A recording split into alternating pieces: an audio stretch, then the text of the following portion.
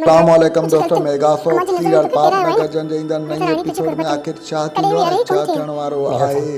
छा मंठार ऐं राणी जेको आहे सो भॼी वेंदा, छा जेको आहे सो राणी जी जेको आहे सो उनजी माउ उनखे साथ ॾींदी भॼण में, छा वॾेरे बालाज खान जे मथां खून जो केस नूरे जे खून जो केस ऐं छोकिरी खे जेको आहे सो अगवा करण जे केस लॻी सघंदो या न, इन सॼी तफ़सीलात ॼाणण खां पहिरियां असांजे यूट्यूब चैनल ते नवां आहियो त महिरबानी करे असांजी यूट्यूब चैनल खे सब्सक्राइब करे घंटी जे बटन ते प्रेस करे नोटिफिकेशन ते ऑल करे छॾींदा, जी हर ईंदा नई नोटिफिकेशन सभ खां पहिरियां अवां ॿाहिरि ईंदा आहियूं, भाउ वक़्तु न पहुची सघे।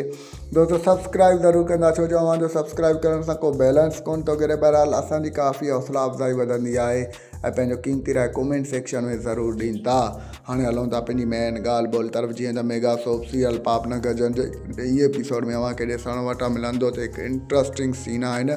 मंठा राणी सां मिलणु ईंदो ऐं राणी खे चवंदो जेको आहे सो मां हे जेको कुझु ज़ालिम थियो आहियां उहे तुंहिंजे प्यार में थियो आहियां, जेकॾहिं तुंहिंजो प्यार न हुजे हा त मां हेॾा वॾा खून न कयां, सिर्फ़ु तुंहिंजे दीदार लाइ हिते आयो आहियां।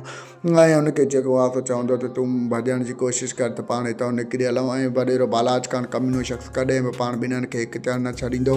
त राणी हुनखे चवंदी त मां राज़ी आहियां हलण लाइ, बहरहाल हाणे अम्मा खे राज़ी करिणो पवंदो। अम्मा जी दिलि तुंहिंजे मथां तमामु घणी ॾुखायल आहे, छो जो तूं ज़ालिम शख़्स आहीं ऐं अम्मा नथी चाहे त मुंहिंजी शादी कंहिं ज़ालिम सां थिए। अॻे जेको आहे सो बाबा बालाज खान बि वॾो ज़ालिम शख़्स आहे, वरी तो वटि अचां, इन करे अम्मा जी दिलि तोखे हाणे आहिस्ते आहिस्ते खटणी पवंदी। ओॾां ॿिए तरफ़ तव्हांखे ॾिसण वटां मिलंदो त सूबेदार बि जेको आहे सो कमीने वॾेरे बालाज खान वटि ईंदो ऐं बालाज खान खे चवंदो जेको आहे सो थी सघे थो तव्हांजे मथां खून जो केस लॻंदो ऐं जेको आहे सो छोकिरी खे अॻवा जो, छो जो हाणे हिन महिल त हुननि जो केर बि न आहे, जेको आहे सो मल्हार बि जेको आहे सो जेल में आहे ऐं रोशन वारा बि जेल में आहिनि। केरु अञा ताईं तुंहिंजो जेको आहे सो हमराही न थियो आहे, जेकॾहिं इहो केस लॻंदो तुंहिंजे मथां केस लॻी सघंदो, न त वॾेरो बालाज खान हुनखे चवंदो त तूं मुंहिंजे मथां केस हणंदे, सो बि इन मल्हार वारनि जे चवण ते तुंहिंजी हैसियत छा आहे।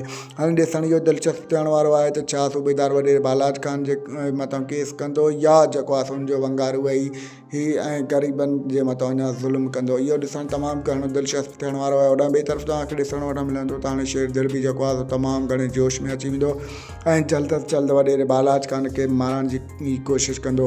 दोस्तों असांजो रिपोर्ट अव्हांखे कीअं लॻो, जेकॾहिं पसंदि आयो हुजे त महिरबानी करे पंहिंजो क़ीमती राय कमेंट सेक्शन में ज़रूरु ॾींदा असांखे इजाज़त रखंदा। पंहिंजो ख़्यालु, अल्लाह हाफ़िज़। Thanks for the watching. Javed Ali जलालानी।